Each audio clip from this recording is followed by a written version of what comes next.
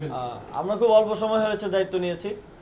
আমাদের আসলে অধিকাংশ জিনিসই কাগজে কলমে আছে, কিন্তু তার বাস্তবায়ন নেই। মাঠে গিয়ে সেটার ইমপ্লিকেশনটা সেভাবে হয় না। তো সেই জায়গাগুলো, সেগুলোর বাস্তবায়ন এবং প্রয়োজনে আরও সংস্কার, সকল পক্ষের সাথে কথা বলে আরও শ্রমিক বান্ধব কীভাবে করে তোলা যায় সে বিষয়ে আমরা অবশ্যই কাজ করব এবং বাস্তবায়নের জন্য ইতিমধ্যে আমরা নির্দেশনা দিয়েছি। সরকার এ বিষয়ে সর্বোচ্চ চেষ্টা করবে এবং একই সাথে আমরা সকল পক্ষের যারা স্টেক হোল্ডার আছেন সকল পক্ষেরও সহযোগিতা প্রত্যাশা করব। সম্মানিত উপদেষ্টা, আপনি একটা কথা বলছেন যে আমাদের বাজার দখলের জন্য এক ধরনের অপচেষ্টা হচ্ছে, যে এইটা যদি একটু ক্লিয়ার করতেন যে আমাদের গার্মেন্টসের বাজার মানে কারা দখল করতে চায়? আমাদের শুধু গার্মেন্টস না, যেমন নন আরএমজি সেক্টরে যে ঔষধ শিল্প, আমাদের ঔষধ শিল্প ঈর্ষণীয়ভাবেই ভালো করেছে বিগত বছরগুলোতে এবং ওষুধে আমরা মোটামুটি স্বয়ংসম্পূর্ণ এবং আমরা বিদেশেও রপ্তানি করছি। আমরা দেখছি গত 50 বছরে কখনো সেখানে কোনো আনরেস্ট হয়নি, কারণ বেশিরভাগ ওষুধ কোম্পানিগুলো ওয়ার্ল্ড স্ট্যান্ডার্ডেও তারা টপ 10-এর মধ্যে আসে আমাদের। তো তারা সব ধরনের স্ট্যান্ডার্ড মেনে চলে এবং শ্রমিকদের বেতন ভাতা দিয়ে নিয়ে সেখানে কখনো কোনো আনরেস্ট হয়নি। কিন্তু এখন আমরা দেখতে পাচ্ছি কিছু বহিরাগত লোকজন ঢুকে সেখানে সমস্যা তৈরি করার চেষ্টা করছে এবং আমরা দেখেছি যে সবগুলো ওষুধ কারখানায় একই ধরনের একই দাবি নিয়ে সেখানে তারা যাচ্ছে এবং সেখানে অনেকগুলো অযৌক্তিক দাবিও আমরা দেখেছি।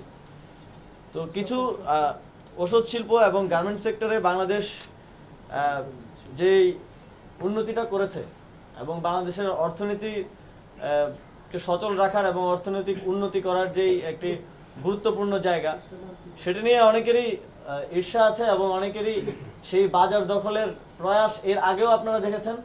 এবং এইখানে যদি পরিস্থিতিকে আমাদের যারা ক্রেতা আছে দেশের বাইরে তাদের কাছে তুলে ধরা যায় যে এখানে পরিস্থিতি ভালো না, সেক্ষেত্রে সেটা তাদের জন্যই আসলে পথ তৈরি করে দেয়। সেই জায়গা থেকে আমাদের কাছে ইনফরমেশন আছে, আমরা দেখছি যে এখানে যারা বহিরাগত, যাদের এই শিল্প এবং শ্রমের সাথে কোনো সম্পর্ক নেই, তাদেরকেও এখানে ঢোকানো হচ্ছে এবং এখানে ইনভেস্ট করা হচ্ছে। তাদেরকে এখানে রাখার জন্য লাঠিসোঁটা নিয়ে গিয়ে তারা কারখানায় হামলা করছে। অনেক ক্ষেত্রে আমরা দেখেছি যে শ্রমিকরা তাদেরকে বাধা দিচ্ছে হামলা করা থেকে। তো এই জায়গা থেকে আমরা মনে করছি যে এখানে একটা চেষ্টা হচ্ছে বাজার দখলের, কিন্তু শ্রমিকরাও এ বিষয়ে সচেতন আছেন, শ্রমিকরাও তাদের কারখানা রক্ষায় কাজ করছেন। আমরা মনে করি এই ধরনের কোনো ষড়যন্ত্রই আসলে বাস্তবায়ন করা সম্ভব হবে না। সফটওয়্যারের কথা বলছেন, এটা আসলে কি বিষয়টা একটু যদি পরিষ্কার করে বলেন, কারা পাবে, কিসের জন্য পাবে? বিগত আন্দোলনের সময়ে যারা ক্ষতিগ্রস্ত হয়েছে স্পেসিফিক তাদের জন্য অর্থ মন্ত্রণালয় থেকে ইতিমধ্যে 3000 কোটি টাকার একটা সফট লোন দেওয়ার সিদ্ধান্ত হয়েছে এবং আরো কিভাবে এটা বৃদ্ধি করা যায় সে বিষয়ে আলোচনা চলছে। 2023 সালের আন্দোলনে স্পেসিফিকলি আমরা বলছি যে যাদের বিরুদ্ধে নিপীড়নমূলক মামলা হয়েছে, মিথ্যা মামলাগুলো হয়েছে, কতগুলো মামলা হয়েছে সেটা আমরা আইন মন্ত্রণালয়ের সাথে আলোচনা করছি এবং সেই মামলাগুলো আমরা প্রত্যেকটা মিথ্যা এবং নিপীড়নমূলক মামলায় আমরা প্রত্যাহার করব। 23 সালে আচ্ছা, এখন পর্যন্ত কোনো কারখানা কাজ বন্ধ আছে, যে কাজ করছে না গাজীপুর শহরে, নাকি সবাই কাজে ফিরছে? সবাই ফেরেনি, অনেকগুলো কারখানাই বন্ধ আছে এবং আরো অনেকগুলো কারখানাতেই আনরেস্ট আছে কিছু পর্যায়ে। তো আমরা চেষ্টা করছি দ্রুত সময়ের মধ্যে এগুলো সমাধান করার জন্য।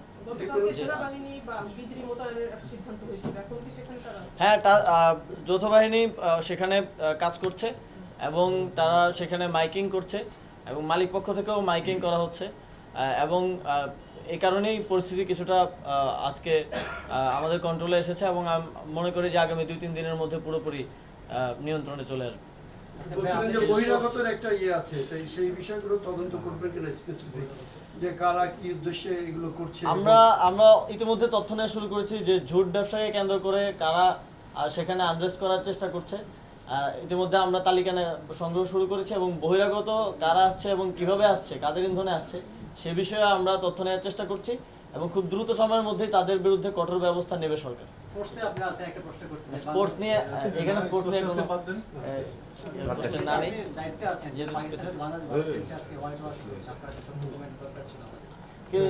এটা নিয়ে আমি আলাদাভাবে আমার বক্তব্য দিব। ঠিক আছে আমাদের যদি গার্মেন্টস নিয়ে আর কারো কোনো প্রশ্ন না থাকে তাহলে এটা বলুন। যে প্রথমবারের মতো পাকিস্তানকে বাংলাদেশ হোয়াইট ওয়াশ করতে যাচ্ছে। খেলা কি শেষ হয়ে গেছে? শেষ